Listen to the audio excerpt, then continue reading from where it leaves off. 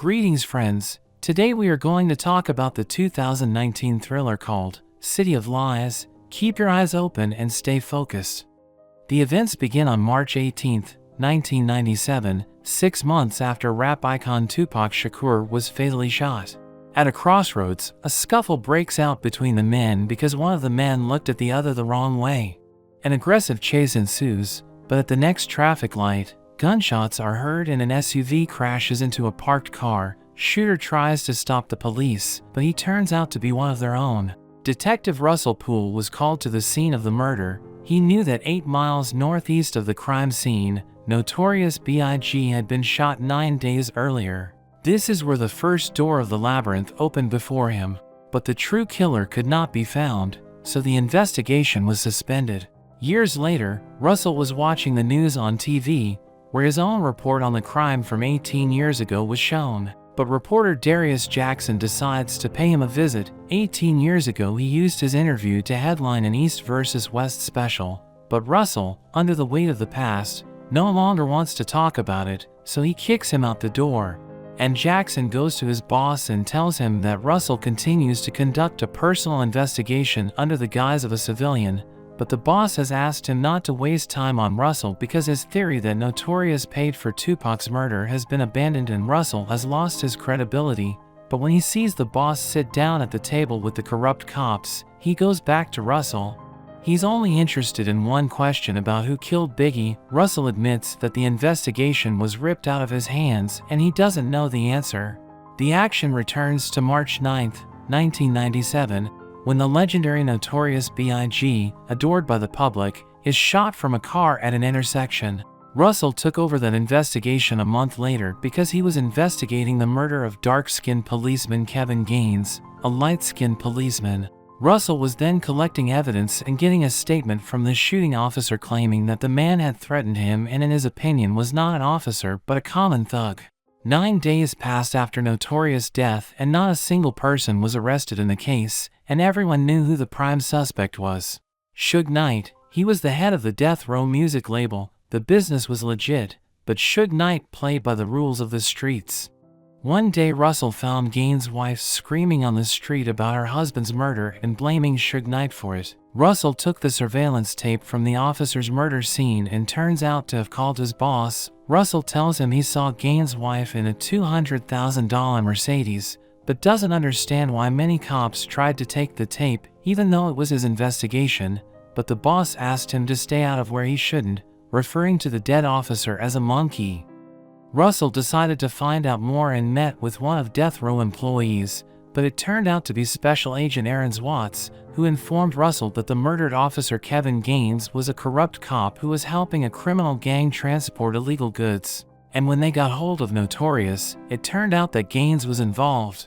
In April 1997, a hearing was called for the officer who shot Gaines, but Russell would not prove that Gaines had actually pointed a gun at the white officer. After the same meeting, the chief called Russell into the bathroom and scolded him for complicating a simple case and asked what he wanted in return. Russell asked for a promotion and got it. He was promoted to homicide. There he met his new partner, Fred Miller, who briefed him on the department and showed him where he would be working, in a separate room studying the case of Notorious, then referred to as Biggie. They had over 100 leads, but even then Russell would not tell him that Gaines worked for Death Row. But Fred himself has good sources of information. He was well informed by one of the inmates that Biggie's murder was ordered by a member of the Bloods gang, something Suge Knight would never have said in person. He named the shooter by the name of Amir Muhammad. After that, our reporter Jackson gets the coveted name and is about to leave, but Russell says he didn't finish the story because Amir was clean as a glass, so Jackson returns. Russell tells him that the lead detective called the theory that Biggie paid to kill Tupac nonsense because at the time, the 74-inch, 400-pound giant couldn't get into town without getting caught on camera. It was a rumor to deflect suspicion from the real culprit. After a while, Russell decided to confide in Miller and told him about the undercover agents surrounding Death Row. He then put forward the theory that LA cops were involved in Biggie's murder.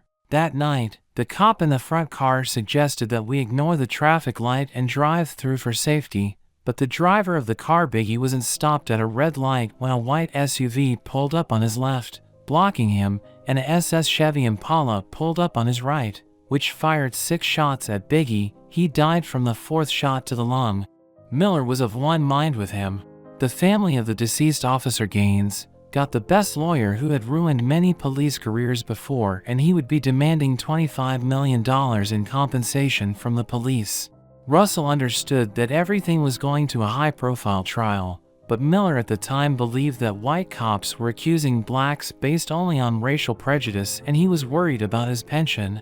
And for some unknown reason he flew to New York one day without telling Russell himself, and when he returned he began to claim that Biggie's loved ones had refused to talk. His theory was a dead end. Russell knew right away that they wanted to stall the case to find a more suitable suspect, and they found one.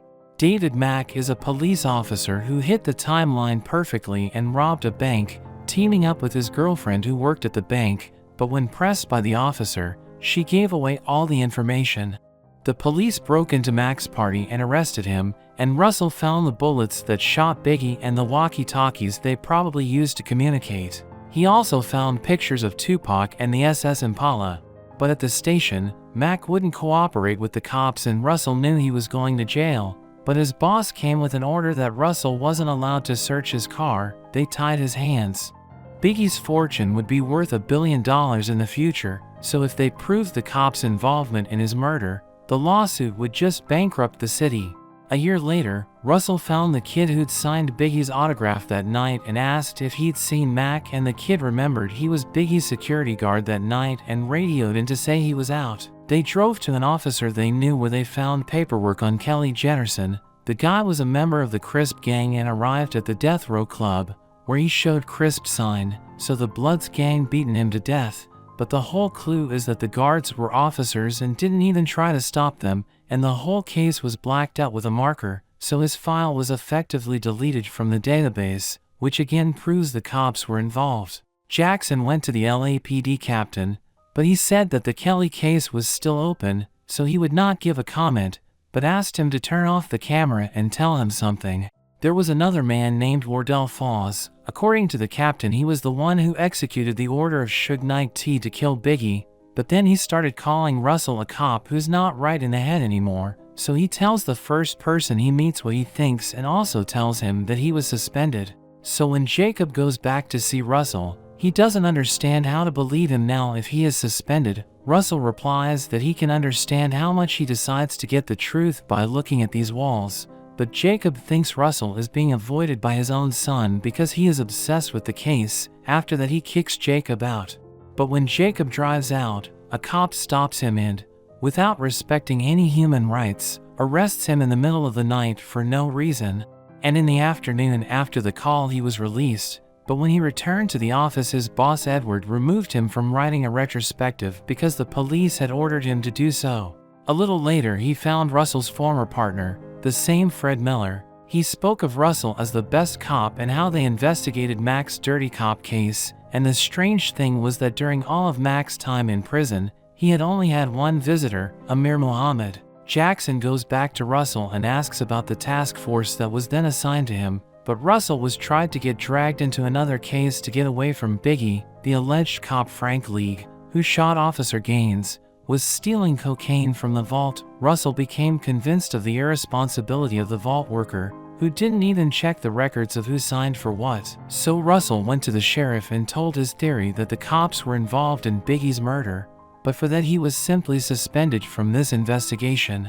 Then he went to the district attorney and wrote a complaint about the failure of the police system. A little later he dug up the identity of the closest cops in death row, one of whom turned out to be Rafael Perez, who had gotten the idea to spend $25,000 in Vegas after a robbery with Mack, and just as he was stealing drugs from the vault. He followed him and saw him meet another drug dealer and shoot him, so Russell decided to arrest him, but the officer resisted, so Russell had to shoot him in the vest. And when he was locked up under investigation, Russell found out that Rafael was working with other cops on death row, but at the trial he said that their police gang was called the Rampart. And it was all done to divert attention away from death row and the Biggie murder investigation. Russell was already well aware when he touched cases about cops who worked covertly for death row. He was always told to turn a blind eye. But he had a trump card. Officer Gaines' family was suing the league and the department. Russell told the district attorney his theory that the cops were involved in Biggie's murder, but he only asked him to stay out of it until his boss told him to. And when Russell went to court with the league, he wished to notify the court of his theory, but as it turned out, the lawyers made a deal without them and the court investigation was closed. Jackson found Russell at the diner, along with Biggie's mother. She prompted Jackson that her son's murder case was not closed, but canceled. But later the LAPD reopened it because you can't release any evidence that way because they were still investigating it. Russell had to resign 2 weeks before his retirement, a decision that cost him the family he lost to finish the case. One day Poole goes to the Los Angeles Sheriff's Office in an attempt to reopen the investigation, but in the same office he becomes ill after a refusal and soon dies of a heart attack.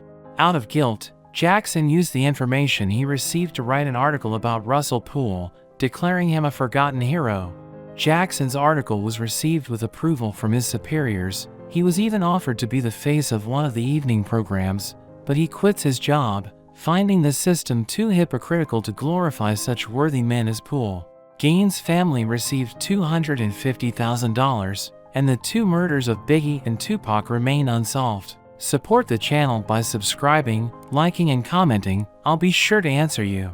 Thank you so much for watching the video, and as always, I'm not saying goodbye.